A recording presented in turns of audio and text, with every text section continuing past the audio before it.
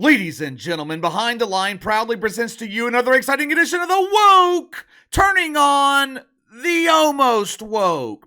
This episode is brought to you by Balding Beauties. Do you aspire to be more masculine? Perhaps you're an unknown dump diver and you want to capture attention by having more hair on your face than on your head.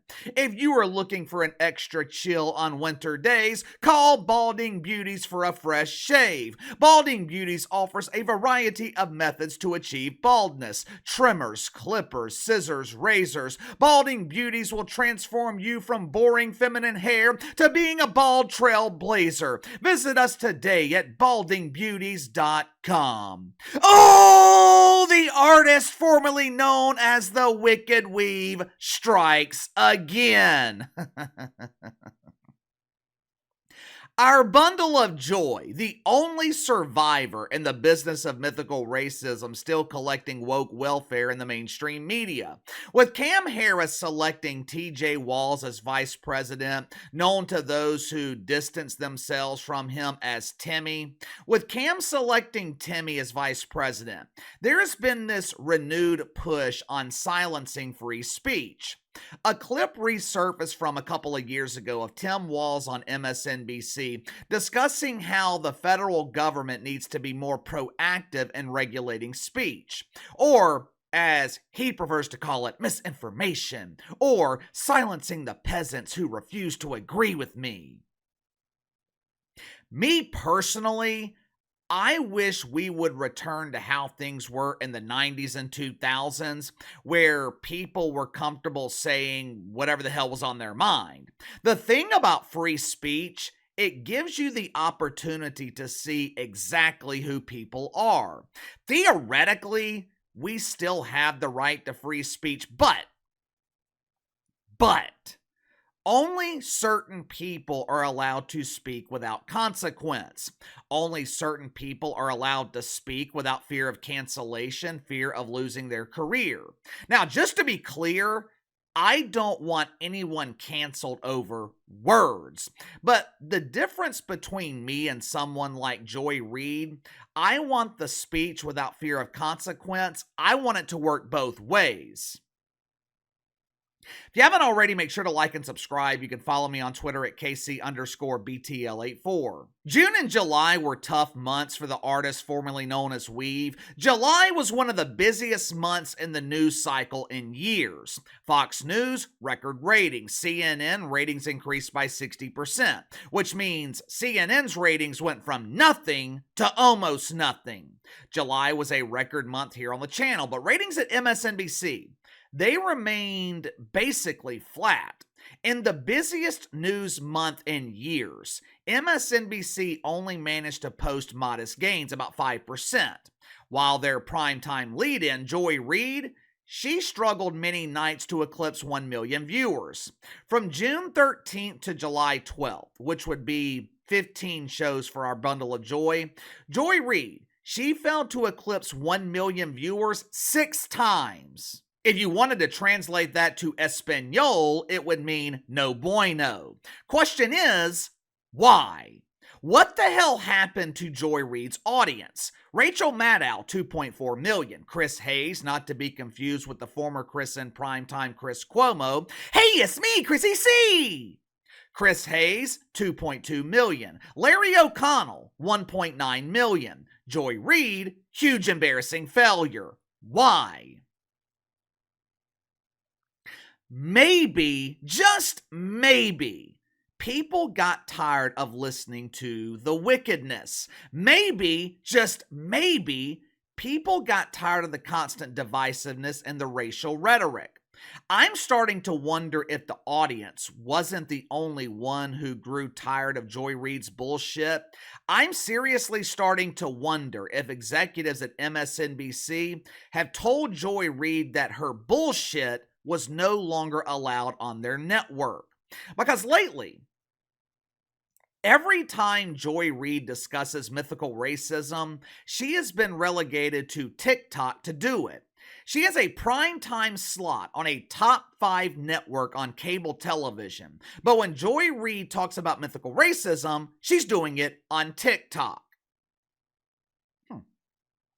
Yesterday, our bundle of joy, she was talking about potential candidates that were overlooked by Cam Harris for vice president. Now, one of these potential candidates, Arizona Senator Mark Kelly. Now, I don't know too much about him, but from my limited research, there are plenty of adjectives that you could use to describe Arizona Senator Mark Kelly. He is a former captain in the U.S. Navy where he served for 25 years. Gotta respect that. Mark Kelly must be highly intelligent because he's a retired astronaut. Now, politically speaking, Mark Kelly is a semi-proud member of Woke United Methodist. I wouldn't call him a parishioner, damn sure wouldn't call him a deacon. I would call him a semi-proud member. The reason I say semi-proud, Mark Kelly sometimes preaches the good word, but it seems like common sense is still prevalent in his mind. He's a believer in climate change, but doesn't support the Green New Deal. He's an advocate for gun control, which is somewhat understandable because his wife, Gabby Giffords, she was a victim of gun violence.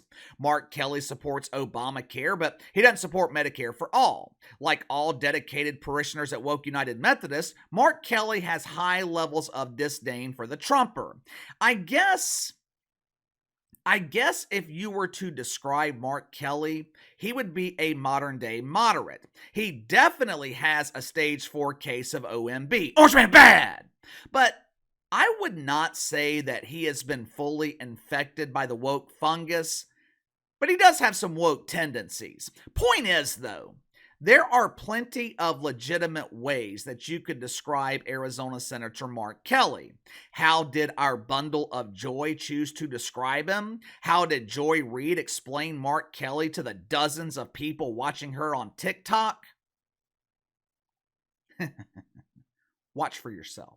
It did come down to the final 3, as we understand it, and I thought she would go astronaut. Keeping it real, he to me would have been the safest, most conventionally safe pick. White, super white, like mayonnaise sandwich on Wonder Bread, right? Where is the outrage? Correct me if I'm wrong. Isn't that a violation of the first woke commandment? Thou shalt not commit mythical racism. Where is the outrage from the New York Times? Where is the Star Trek virgin Mike Freeman at USA Today? Mikey, he never wastes an opportunity to cover stories involving racism. If he can't find one, he'll just make one up. Don't think I forgot Mikey. Casey has a very long memory. I am still waiting for that insincere apology. I'm still waiting for that admission of guilt that you promised after you relentlessly pushed that story of mythical racism involving Rachel Richardson. What was that?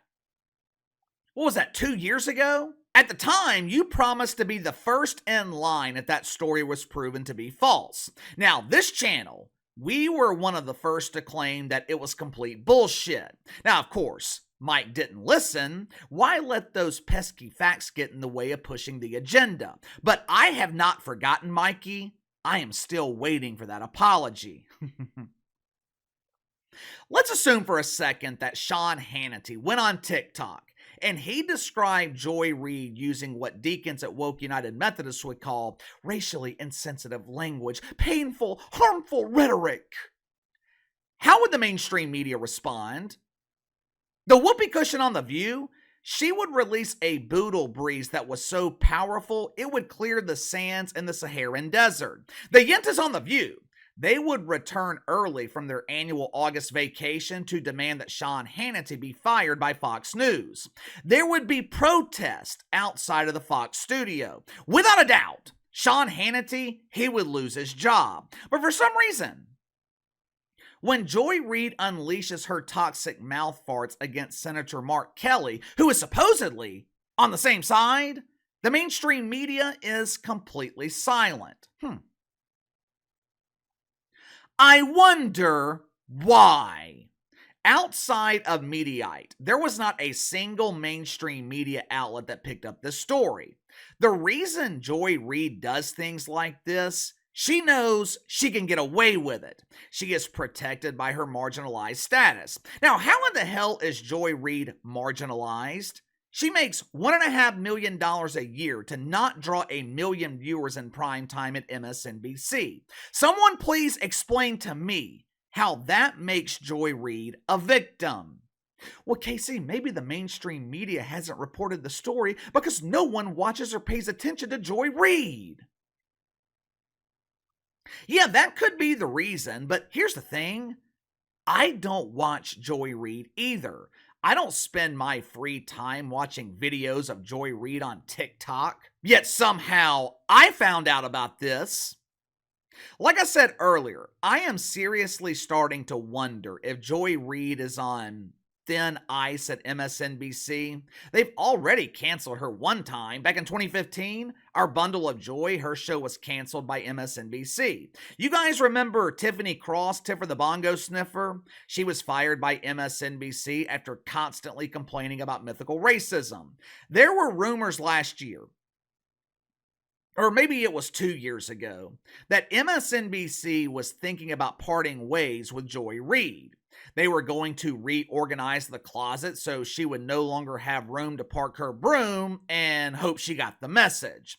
Like I said though, lately, it seems like Joy Reid has been relegated to TikTok to preach the good word about mythical racism. Recently, MSNBC has been extremely cautious about the rhetoric on their network. After the attack on the Trumper, MSNBC temporarily canceled The Morning John because they were afraid that John Scarborough and his wife Tila would be unable to control their symptoms of OMB.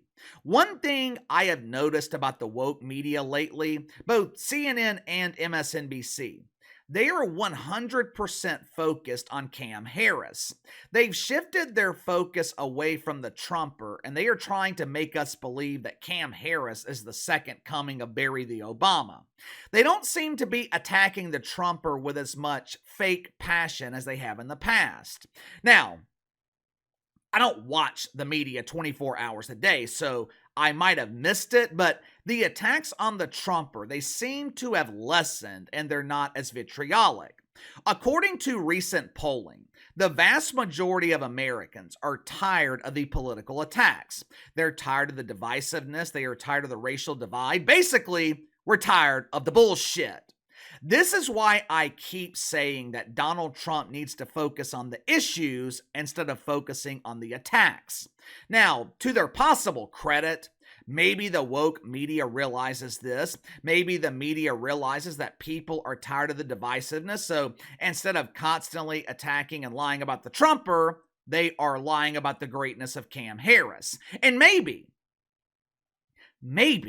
that is why Joy Reid has been relegated to TikTok instead of using her platform on MSNBC to spread racial division. I don't know, you tell me. Do you think Joy Reid has been somewhat silenced by MSNBC? Do you think executives at MSNBC have told her to tone down the rhetoric, and that's why she's been preaching the good word on TikTok instead? Also, where's all the mainstream media outrage? Mark Kelly is a Democrat who was racially attacked and criticized by Joy Reid. How come the mainstream media refuses to cover the story? How come the media is exercising their right to remain silent? Let me know. Sound off in the comments below. Like, subscribe, share the video. Appreciate your support. Best way to contact me is by email at btlkc84@gmail.com, and I'll see you guys later.